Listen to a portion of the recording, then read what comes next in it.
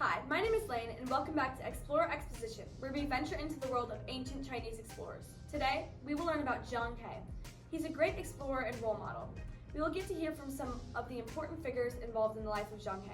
First, we will hear from the most powerful man in Ming China, Zhu Dai, also known as the Yongle Emperor. Welcome to the show. We're glad to have you here. How are you doing today? I'm so excited to be here. Thanks for having me. Let's just dive right into this interview. But before we talk about Zheng, can you tell me a little bit about yourself? Well, my father was the emperor and my brother was supposed to inherit the throne. But he died and it led to a succession crisis. The crown ended up going to my nephew, but he was just horrible and began to kill our family members. I just knew I had to do something, so I decided to start a rebellion and overthrow him. Wow, you're pretty brave for that. I bet it was challenging. Now, can you tell me about some of your changes to the dynasty and accomplishments? I'd say one of the most important changes I made was changing the capital from Nanjing to Beijing, because this brought thousands of jobs to my people, because they would have to build places and other buildings. After 15 years, the Forbidden City was built here as well, which became the heart of the imperial city. Wow, that's amazing. I've also heard you had something to do with the marvelous Grand Canal. Is that true? Yes. I was not the one who came up with the idea, but it was a great achievement that happened during my reign. This canal was built using pound locks, which are actually still going to be used in the future. It's amazing how tall it is, 138 feet. I mean, can you believe it? Not only does it look awesome, it allows Beijing to be supplied with grain. Now, let's get into the Chinese expansion into the Western Ocean. Can you tell me about why you desired to build a sea trading system around the Asian nations to the south of China?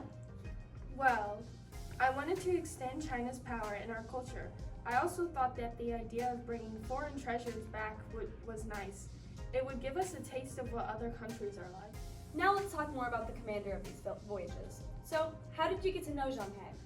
He's a good friend of mine. I met him after he was taken from his home when the Mongol rule Yunnan took over and held him in captivity. He entered the Ming court as a eunuch, which is when I first saw him. What was your first impression of Zheng? The first impression I had of him was how talented and intelligent he was. Wow, it just blew my mind away. What did the plan you sketched out with Zheng look like?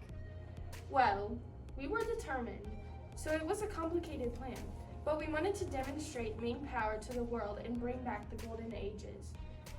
We were going to send out the largest navy the world had ever seen, and they would talk to the foreign rulers and get them to recognize China, and in exchange we would establish trade and connections. Wow, that sounds pretty complex. Would you say there was a highlight of your fleet?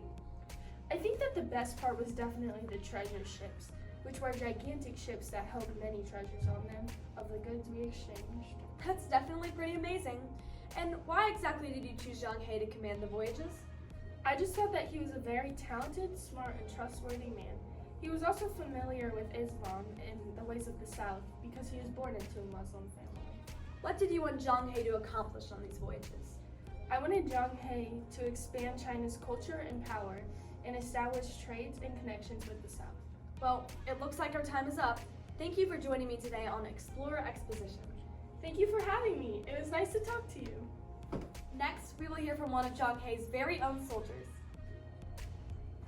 Welcome to the podcast. I hope your day's going well. Now, tell me, what's your name and backstory? Hi, I'm glad you invited me here today. My name is Ishwan, and I'm a trader. I'm from India, and I've traded with Zheng many times. Our trades allowed for my family and I to live a safe and well-sustained life. That's great to hear. Thank you for sharing. Could you go deeper into the kinds of things you and Zheng traded and what the experience was like for you? Yes, we traded goods like silk, gold coins, and spices. He brought his fleets with those goods to our Indian ports. It was a long process because pricing took 3 months. Wow, that sounds like a lot of hard work. Do you have any final thoughts you would like to share? I would just like to say that I am grateful that Zheng was able to trade with us because he greatly promoted the expansion of tribute trade relations between China and the Indian Ocean world. Now it's time to learn a little bit about where Zheng and his crew went. Take it away, Waverly. Thanks, I'll take it from here. So this is Zhang's voyage. So first we start from China, of course. Then his main fleet goes all the way around, up into Moreno, and then down over here. Then we go up into India, which then they separate, and his main fleet will be over here in India, while his other secondary fleet will be all the way over here. The second fleet will go to Arabia and all the way down to Africa. Then he will go back and up to China, while his main fleet will go back and take some of the things that he came and brought, and then go back to China to give it to the emperor. And so yeah, that's all. Now we've got someone really interesting to talk about his role and the ending of Zheng He's travels. Please welcome the official. Welcome, Mr. What's your name? Hi, thank you for having me. My name is Franklin, and I'm an official for China. I knew Zheng in his travels, but we don't talk much about him anymore. May I ask why that is, Franklin? What happened during the time of Zheng He?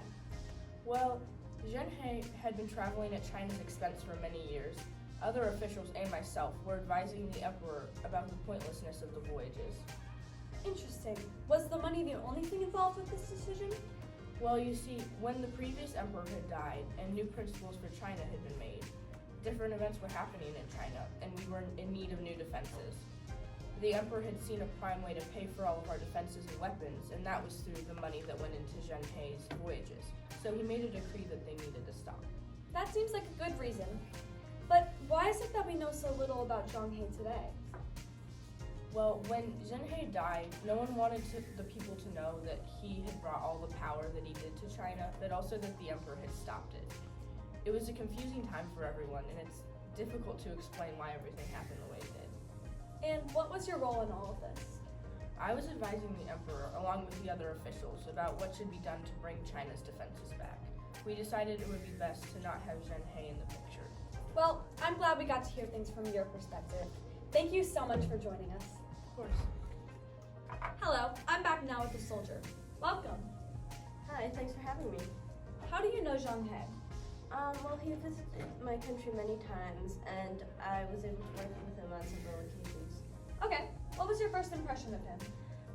Well, he always seemed very cultured and competent, and he commands the biggest fleet I've ever seen.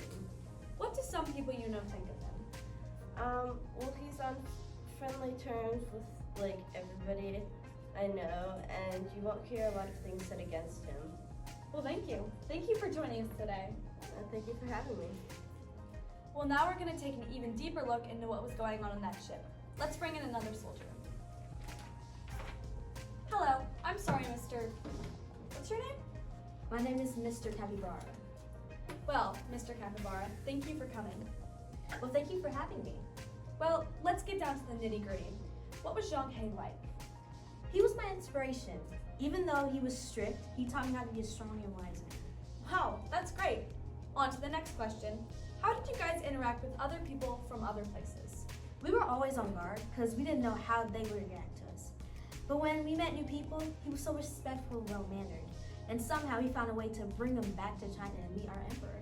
Wow, and how did he do that? We don't know. He never told us. So, what are some of the funny things he did? But there was this one time when he was so seasick that he fell overboard. We were laughing but worried.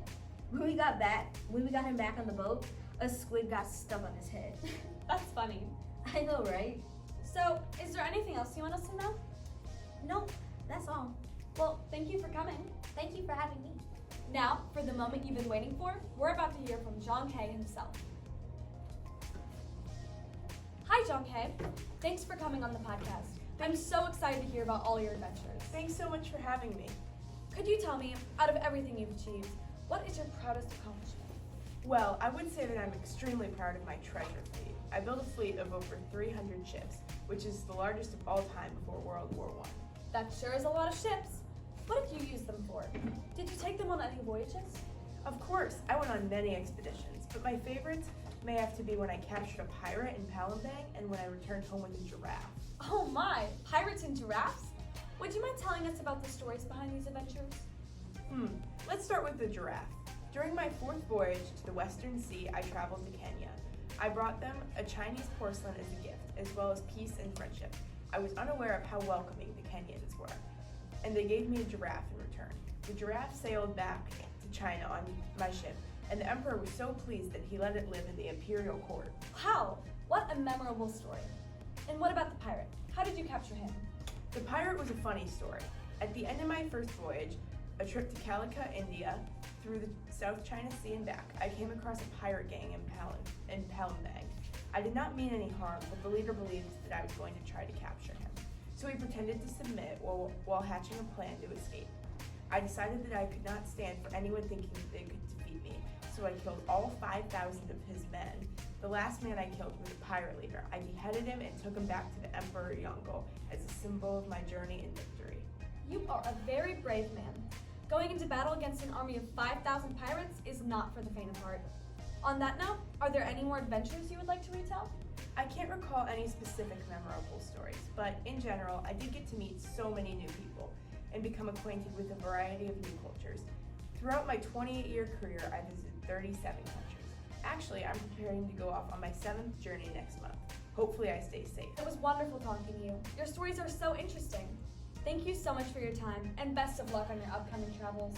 Thanks so much for having me. I'd love to tell you about my next journey when I return.